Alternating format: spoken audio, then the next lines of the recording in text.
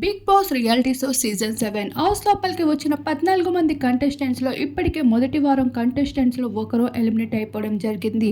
అయితే మరోసారి రెండో వారం నామినేషన్ ప్రక్రియ కూడా మొదలుపెట్టేశారు బిగ్ బాస్. ఇప్పుడు 14 కంటెస్టెంట్సే కాదు, అందులో మరికొంతమంది కొత్త కంటెస్టెంట్స్ కూడా యాడ్ అవ్వడంతో పాటు గ్రూప్స్గా డివైడ్ అవ్వడం జరుగుతుంది. అలానే సపరేట్గా ఎవరు బెడ్స్లో వాళ్ళు పడుకోవడం కూడా ఉంటుంది.